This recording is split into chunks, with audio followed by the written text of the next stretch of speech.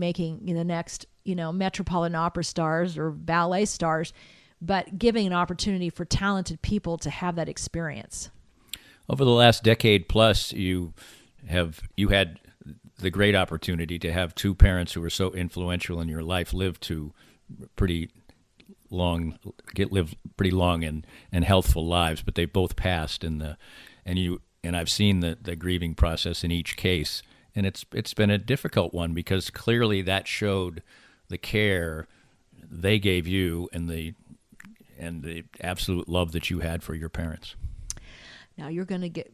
He's doing a Barbara Walters on me. You're doing a Barbara Walters.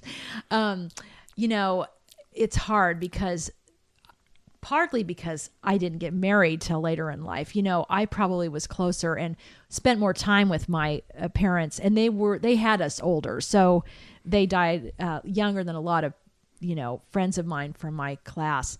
But they were just so supportive. They were so supportive. They might have been perfectionists, and some people might have thought that they could be, they wouldn't want to live under that. But I just felt that, especially take my mother's background, she was not given an opportunity to spread her own wings. And she let me do it. She was the one that said, take your chance. Even if you don't, go over the mountain and go all the way, it's so valuable to let your wings fly.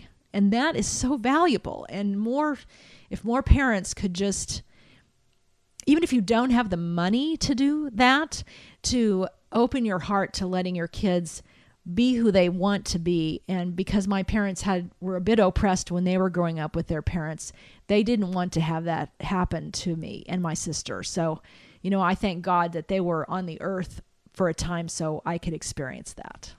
One of the joys of being married to you, among many, is that we both love to travel. And you've done a lot of traveling in your life, and it clearly is a passion that you want to carry forth for the rest of your life. Because we've been to, we're not wealthy people, but we've been to a lot of great places. In our time together, you did that when you were young. You went to school abroad. It's clearly a very important part of your life. I guess that's true. When you're exposed to different cultures when you're younger, it's just it gets you away from your everyday life, and you can see how other people live and experience other cultures and realize that there were other ways of doing things. I mean, we can go down to Mexico or we can go to south of France and see new ways of doing things, but also different topography. It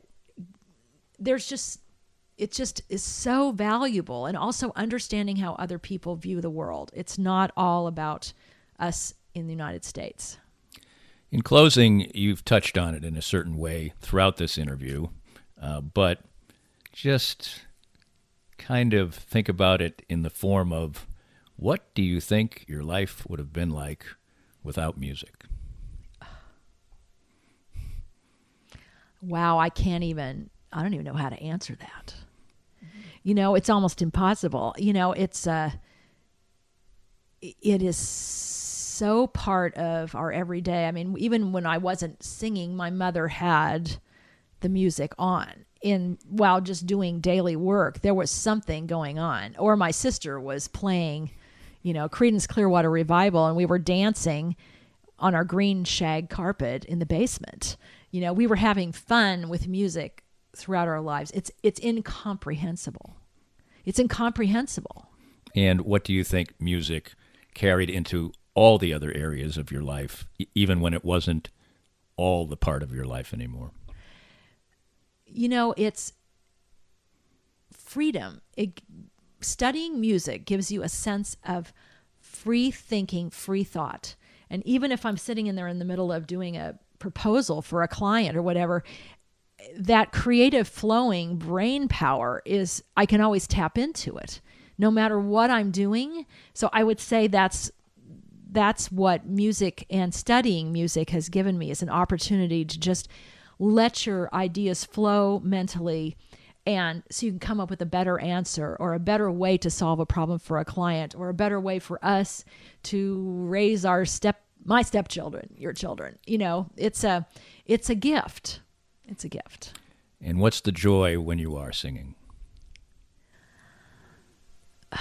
It's so visceral. A sense of power and a sense of that I can, just for this moment, control the emotions of the people in the room, just for that moment. This podcast was made possible by our great sponsors like Easton Roofing, the presenting sponsor of Kansas City Profiles at the Danny Klingscale Reasonably Irreverent podcast. Easton Roofing, where integrity matters. We hope you enjoyed the latest Danny Klingscale Reasonably Irreverent podcast. Come back soon for something fresh and new.